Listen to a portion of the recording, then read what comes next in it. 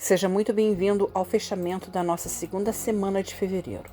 Nós falamos de limites, falamos do não e da mudança interna com Viktor Frankl.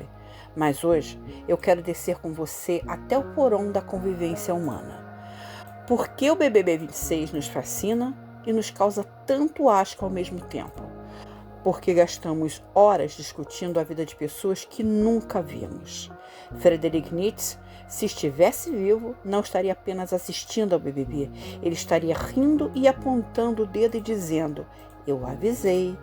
Nietzsche previu o niilismo, a era em que os grandes sentidos da vida desapareceriam e seriam substituídos pelo entretenimento vazio e pela busca frenética por poder de imagem. O BBB é o ápice dessa profecia. É o laboratório onde o ser humano é despido de sua máscara social e jogado no abismo. Hoje, este vídeo não é sobre fofoca, é sobre a sua sobrevivência emocional. Vamos usar o abismo do reality para entender como você está sendo engolido pelo rebanho na sua vida real e como a filosofia de Nietzsche pode ser a única blindagem capaz de impedir o seu esgotamento em 2026. Bem-vindo ao Jardineiro da Mente. Me chamo Kátia.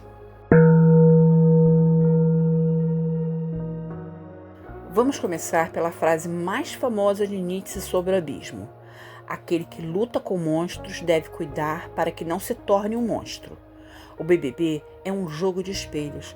Quando você aponta o dedo para um participante e diz: "Que pessoa tóxica", você está, na verdade, iluminando uma parte da sua própria sombra.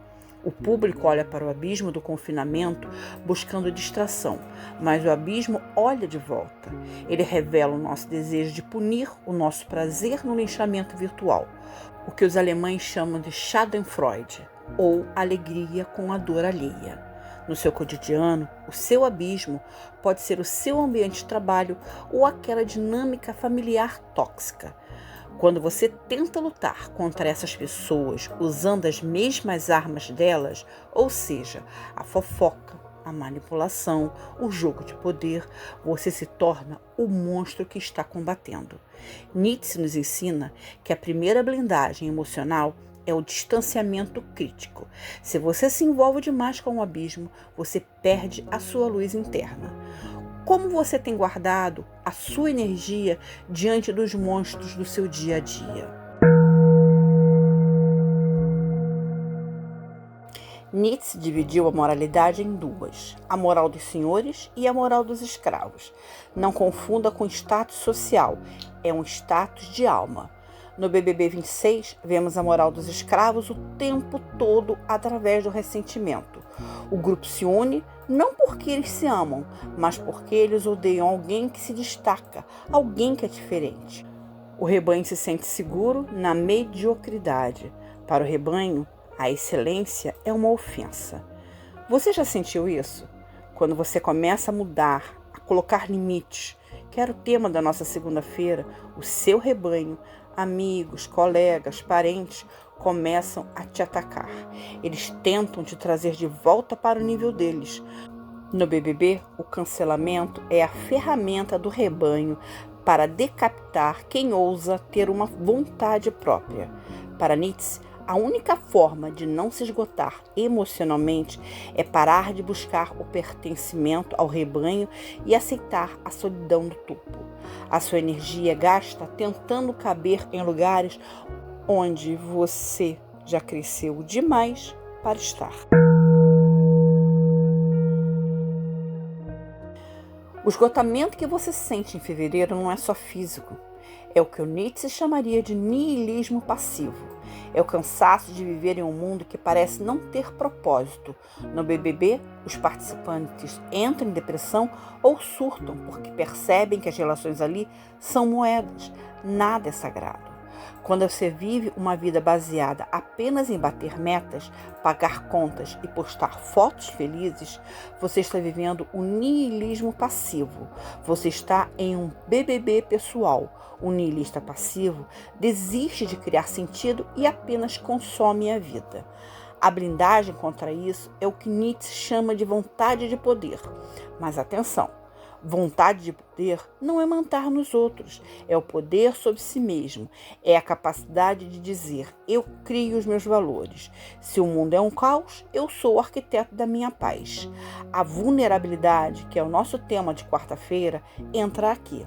É preciso ser vulnerável o suficiente para admitir que o sistema atual não te satisfaz, para então ter a força de criar um sistema próprio. Como eu apliquei Nietzsche cuidando dos meus pais? Eu parei de perguntar por que eu? Isso é ressentimento. Nietzsche propõe o amor fati, amar o seu fado, o seu destino. No BBB, o jogador que abraça o paredão, que aceita o risco sem se vitimizar, é o que ganha o respeito do público. Na vida, quando você para de lutar contra a realidade e começa a amar o desafio que ela te impõe, a sua energia para de vazar. O esgotamento vem da resistência à realidade. Quando você aceita, sim, este é o meu momento, esta é a minha carga e eu vou transformá-la em ouro. Você ativa a transmutação alquímica que Nietzsche tanto admirava. O sofrimento deixa de ser um peso e vira o cinzel que esculpe a sua alma. Você não é uma vítima das circunstâncias, você é a vontade que as atravessa.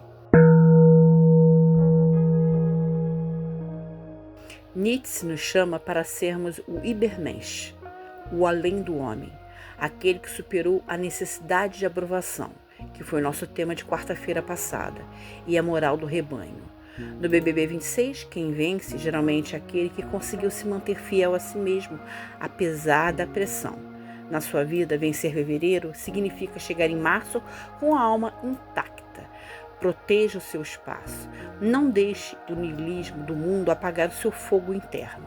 A sua vulnerabilidade é a rachadura por onde a luz real sai. Não tampe essa rachadura com o cimento da opinião alheia. Seja o arquiteto de si mesmo.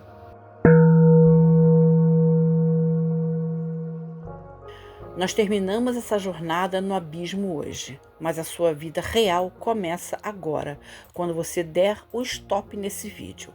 Eu quero te fazer um desafio. Nas próximas 24 horas, identifique o momento em que você agiu apenas para agradar o rebanho e mude a rota. Seja fiel ao seu próprio valor. Se você sente que esse canal é o seu refúgio de lucidez nesse mundo nihilista, inscreva-se agora. Não somos muitos, mas somos aqueles que escolheram despertar. E o nosso comentário de hoje é um grito de liberdade. Escreva aqui embaixo: Amor fati. Mostre para o algoritmo que existe vida inteligente e vontade de poder por aqui. Eu te vejo no próximo vídeo.